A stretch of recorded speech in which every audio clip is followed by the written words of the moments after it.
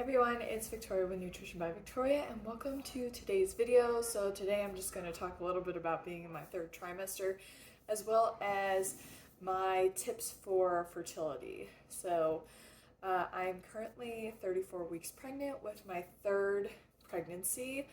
I have never had a miscarriage, and I've never had an issue conceiving.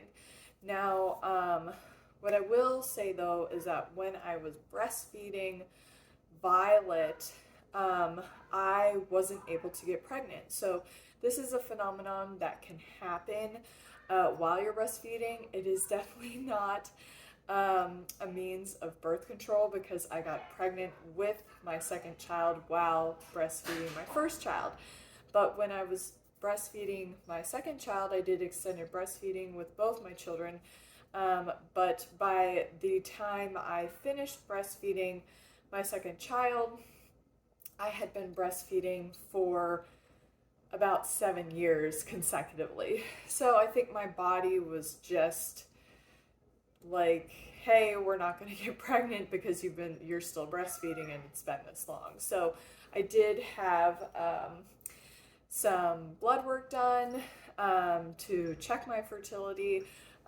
Because we were not trying to get pregnant for at least a year before I got pregnant, and my progesterone level was actually elevated.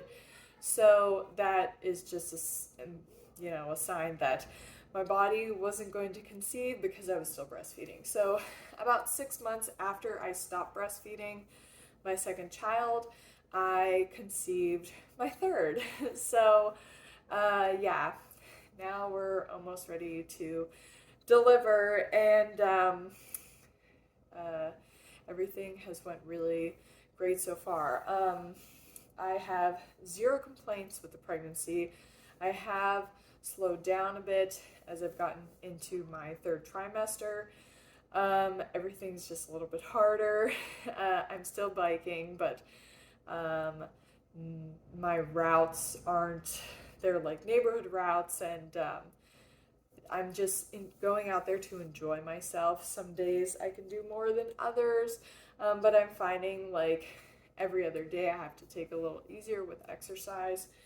I stopped jogging when I hit my third trimester because my baby bump just got a little too big. And I just feel like I had a lot of pressure in my lower body. Plus, my major complaint with this pregnancy is that I've had varicose veins on my right leg pretty badly. I actually went for an ultrasound to rule out a blood clot, which I didn't have. It's just, the way the baby's sitting and the pressure of my uterus on my veins on my right side. So I figured taking a break from running would actually help with that, so they haven't gotten worse, and I feel like it's because I'm doing less like impact on my body. I'm still rebounding every day.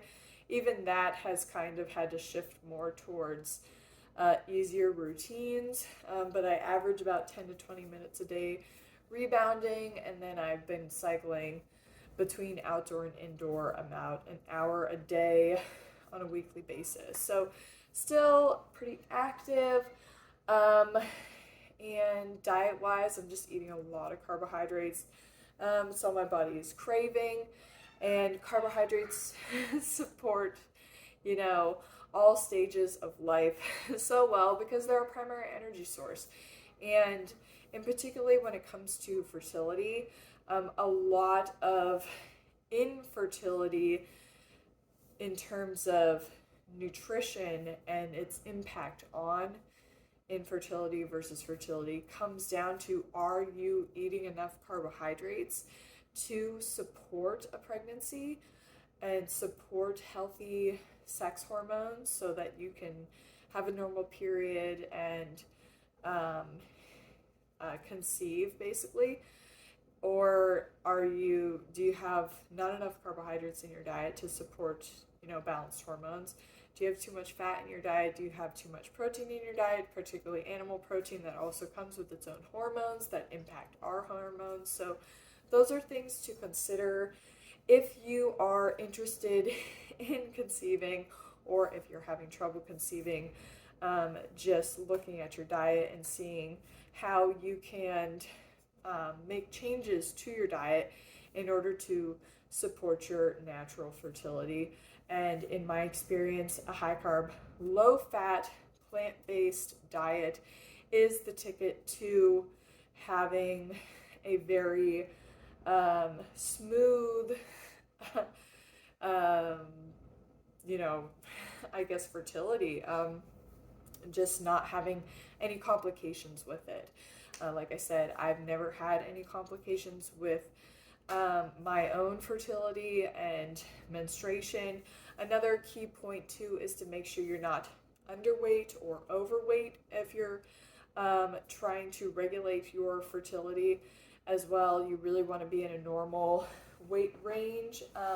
And again, that comes down to your diet, making sure that you're eating enough carbohydrates and not eating too much fat or protein. If you're underweight, you'll need more fat and protein. If you're overweight, you'll need less fat and protein. Carbohydrate intake should just be ad libitum, so eating for your appetite, and it will bring your body naturally into the healthy BMI range.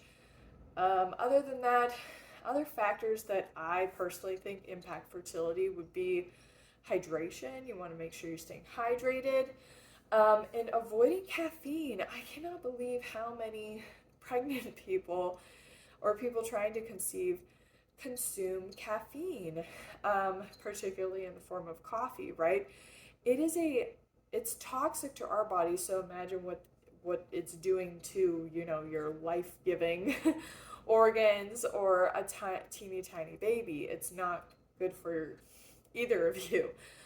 So if that is something that you do on the regular, for the sake of conception and raising a healthy child, it's something that you're going to want to give up. It serves absolutely no nutritional role in our body, and it's actually, if you desire to drink coffee, it's a sign of carbohydrate insufficiency. So you need to eat more carbohydrates in order to ditch the caffeine. It just means that your body needs more energy, or you need to sleep more, usually a combination of the two, or you're dehydrated.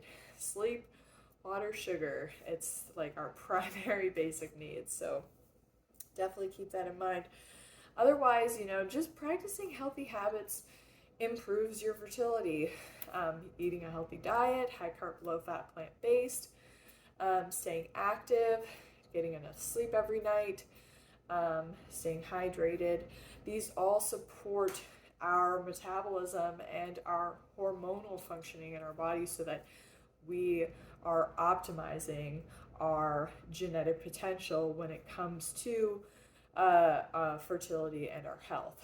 So of course there's always going to be, some anomalies out there of why someone can't conceive or why they have issues, but addressing these primary factors that impact our health, and then trying to troubleshoot from there is really should be like the foundation of determining what could be going on with your body. So that's it for today's video.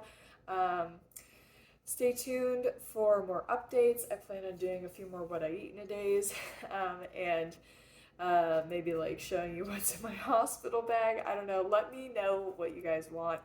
And also if you have any questions, or if you want me to do a pregnancy Q&A of maybe some topics that I haven't talked about yet, just let me know in the comments below, and I'll see you guys later. Bye.